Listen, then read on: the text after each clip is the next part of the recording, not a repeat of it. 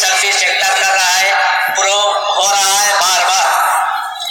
پوری جماعت اہل حدیث اور سلفیوں کے لیے ان کا یہ بیان شدید دل آزاری اور رنج و افسوس کا باعث ہوا، اور ملک و ملت کے سنجیدہ اور انصاف پسند طبقے کو بھی یہ خلاف واقعہ اور بے بنیاد بات ناگوار لگی، اور پورے ملک میں اس کے خلاف افراد، تنظیموں اور اداروں کی طرف سے احتجاج کیا گیا، جس کے نتیجے میں انہوں نے اپنے اس بیان سے رجوع کر دیا اور جماعت سے معذرت کے ساتھ اپنے متنازع جملوں کو بحث کی کارروائی سے خارج کرنے کی درخواست بھی دے دی.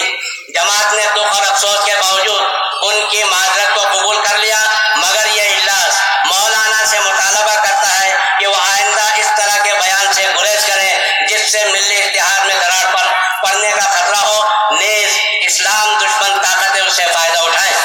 نیز یہ اجلاس جماعت کے نوجوانوں اور بزرگوں سے گزارش کرتا ہے کہ جو کچھ بھی ہوا وہ اسے فراموش کرتے ہوئے مولانا بدرالدین اجمل کی معذرت کو قبول کر لیں اور ان کے بیان کے خلاف احتجاج کا سلسلہ بند کر دیں. اسی طرح یہ اجلاس ان عناصر سے بھی مطالبہ کرتا ہے جو مولانا اجمل صاحب کے خلاف ہونے والے احتجاج کے تناظر میں گروہی عصبیت کو ہوا دینے کی کوشش کر رہے ہیں اور اس تنازع کو اپنے مذموم مقاصد کے لیے زندہ رکھنا چاہتے ہیں، اور ملت میں اختلاف کی فضا کو گرم رکھنے ہی میں وہ اپنا مفاد سمجھتے ہیں کہ وہ اپنی ان مذموم حرکتوں سے باز آ جائیں اور تقویٰ کے آداب کو فراموش کریں، نہ آخرت کے حساب کو بھولیں. نیز یہ اجلاس حکومت کی طرف سے مذکورہ بل کے پیش کیے جانے اور صوتی ووٹ سے اس کے منظور کیے جانے کے عمل کو اس کا عاجلانہ اور غیر دانشمندانہ اقدام مانتا ہے، اور حکومت سے مطالبہ کرتا ہے کہ وہ مسلمانوں کے مذہبی مسائل اور پرسنل لا کے معاملے میں مداخلت نہ کرے اور اس فیصلے کو واپس لے کہ ایک مجلس میں 3 طلاق دینے والے کو 3 سال کی سزا دی جائے، بلکہ اسے قرآن و سنت کے حقیقی اسلامی قانون پر چھوڑ دے اور زیادہ سے زیادہ یہ کرے کہ وہ مسلمانوں کو اس کا قانونی طور پر پابند بنائے.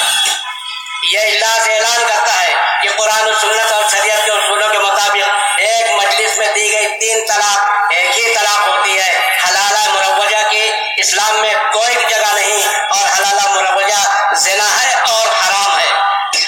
یہ اجلاس امت کے علماء سے اپیل کرتا ہے کہ طلاق و نکاح کے مسائل عوام میں عام کریں اور طلاق و خلا کے مسائل کے حوالے سے عوام میں پائی جانے والی غلط فہمیوں کا ازالہ کریں.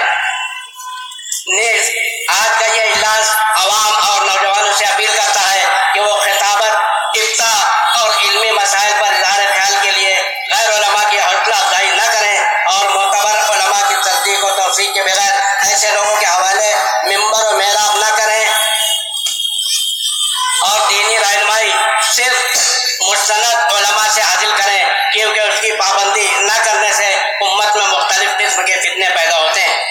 جماعتی حلقوں میں بہت سے غیر علماء اور کم پڑھے لکھے لوگ کمائی کے لیے روپیہ کا پیسہ بنا رہے ہیں اور مریضوں کے ساتھ تعامل میں غیر شرعی حرکتوں کا ارتکاب کرتے ہیں. چونکہ ایسا پیشہ اختیار کرنا سلف سے ثابت نہیں ہے، اس لیے محقق علماء کی تصریحات کے مطابق بدعت ہے اور ایسی کمائی غیر مشروع ہے اور نادرست ہے. اس لیے اجلاس ان افراد کو بھی جو یہ پیشہ اختیار کیے ہوئے ہیں نصیحت کرتا ہے کہ اس کو ترک کر دیں، اور عوام سے بھی اپیل کرتا ہے کہ ایسے لوگوں سے روپیہ نہ کرائیں کیونکہ وہ خلاف شرع کام کرتے ہیں. نیز یہ اجلاس تمام مسلمانوں سے اپیل کرتا ہے کہ آپسی اتحاد و اتفاق قائم رکھیں، فروعی اور فقہی اختلاف کو آپس میں نفرت و عداوت کا سبب نہ بننے دیں. نیز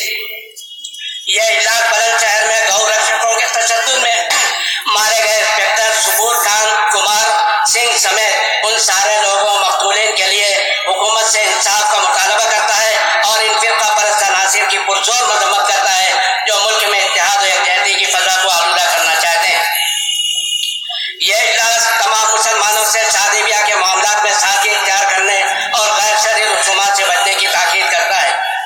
نیز یہ اجلاس مسلم معاشرے میں بڑھ رہی نشہ خوری پر افسوس کا اظہار کرتا ہے اور تمام مسلمانوں سے نشہ کے خلاف متحد ہونے اور حکومت سے نشہ کا کاروبار کرنے والے عناصر کے خلاف سخت قانونی چارہ جوئی کی اپیل کرتا ہے. نیز یہ اجلاس معاشرے میں تیزی سے پھیل رہی فحاشی اور بے حیائی پر افسوس کا اظہار کرتے ہوئے مسلمانوں سے اپیل کرتا ہے کہ وہ معاشرے میں عفت اور پاک دامنی کے فروغ کے لیے اپنا لازمی کردار ادا کریں اور اسلامی اقدار اور اخلاقی تعلیمات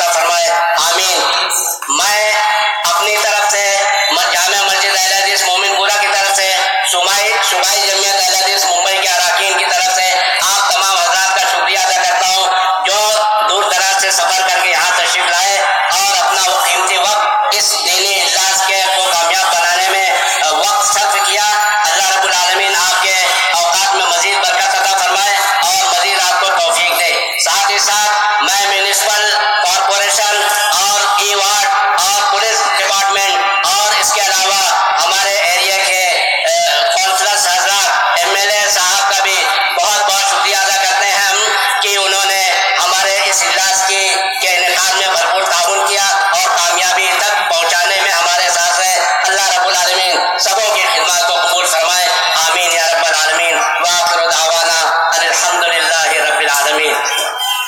جزاکم اللہ واسع جزا۔ حضرات چند اعلانات باقی ہیں، اسے بھی آپ سماعت کریں اور اس کے بعد مجلس کی